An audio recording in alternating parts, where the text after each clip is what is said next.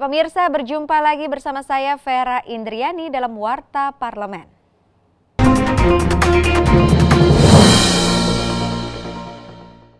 Hari Pahlawan momentum menyatukan langkah untuk negeri.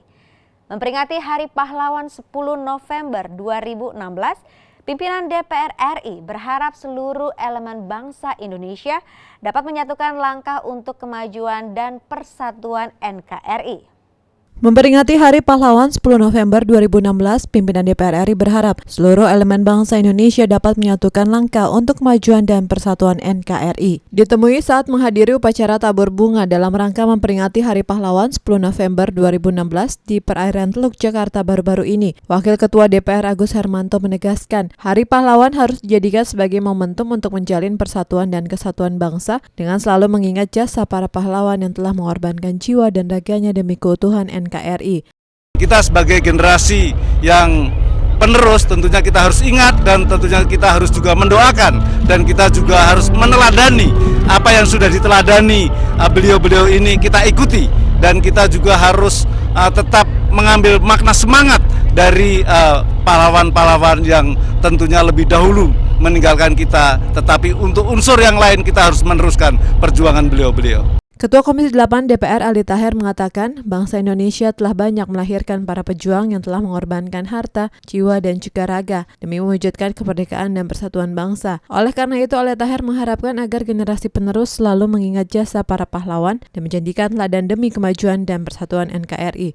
Ini menunjukkan bahwa kita masih sangat menghargai para pahlawan dan terus menghargai para pahlawan itu. Paling tidak keteladanan yang kita terima dari para pahlawan itu perlu diteruskan oleh anak bangsa dari manapun, dari suku apapun, bangsa apapun, tetapi dalam kesatuan negara Republik Indonesia yang kita cintai ini. Zikri dan Julian, TVR Parlemen melaporkan. DPR minta pemerintah kembangkan transportasi di Raja Ampat. Komisi 5 DPR RI mendorong pemerintah pusat untuk ikut terlibat membenahi infrastruktur jalan yang belum memadai di Raja Ampat, Provinsi Papua Barat, sehingga tidak ada lagi wilayah yang terisolasi.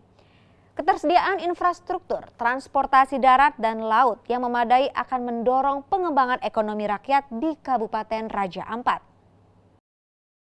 Ditemui usai mengunjungi destinasi wisata di Kabupaten Raja Ampat dalam rangkaian kunjungan kerja ke Provinsi Papua Barat baru-baru ini, anggota Komisi 5 DPR Suhartono mengatakan infrastruktur di Papua khususnya Trans Papua yang menghubungkan Raja Ampat dengan kabupaten lainnya perlu diperbaiki karena hal ini merupakan program andalan pemerintahan Jokowi JK.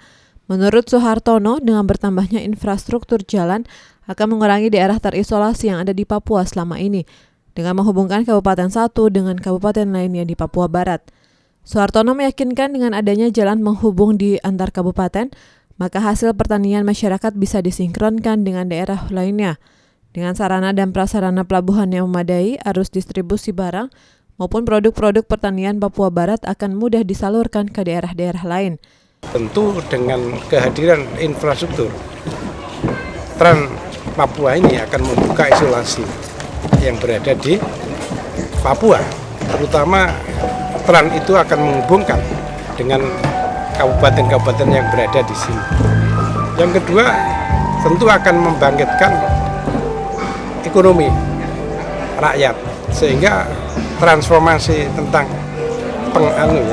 produk domestik, produk-produk kabupaten antar kabupaten itu bisa disinkronkan. Ketua DPRD Raja Ampat Henry Wairara berharap melalui Komisi 5 DPR pemerintah pusat segera membenahi transportasi darat, udara, dan laut di Raja Ampat. Sehingga dengan fasilitas transportasi yang memadai tersebut, nantinya akan membuka isolasi yang menghubungkan daerah satu dengan daerah lainnya. Terlebih lagi Raja Ampat telah ditetapkan sebagai satu dari 10 kawasan strategis pariwisata nasional di Indonesia. Henry juga meminta perhatian dari pemerintah daerah dan pemerintah pusat untuk membangun perumahan atau rumah bagi masyarakat adat di Raja Ampat yang layak huni, sesuai dengan pernyataan Presiden Jokowi pada waktu kampanye 2014 lalu. Anda mengingat Raja Ampat ini adalah salah satu destinasi wisata unggulan di Indonesia. Jadi kami masih sangat membutuhkan lagi jalan, terutama untuk perumahan-perumahan juga ya, dan rumah-rumah untuk masyarakat yang tinggal di pulau-pulau yang layak huni lah. Dari Papua Barat, Habibie, TVR Parlemen melaporkan. BKD DPR RI apresiasi hasil penelitian YAPIKA.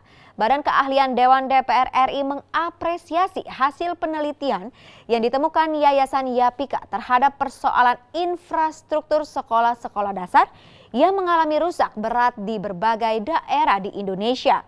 BKD akan berupaya mendorong DPR RI untuk mendesak pemerintah dalam memperbaiki infrastruktur pendidikan.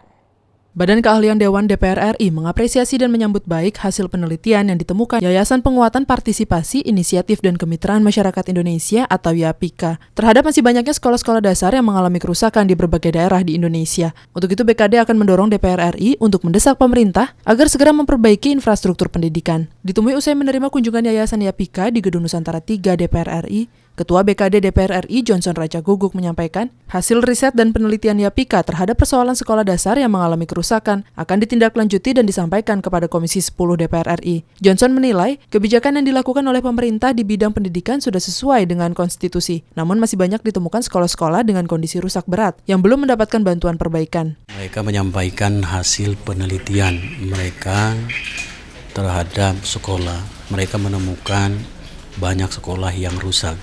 Padahal sebetulnya dari sisi kebijakan pemerintah sudah mengeluarkan kebijakan yang tentu sesuai dengan konstitusi.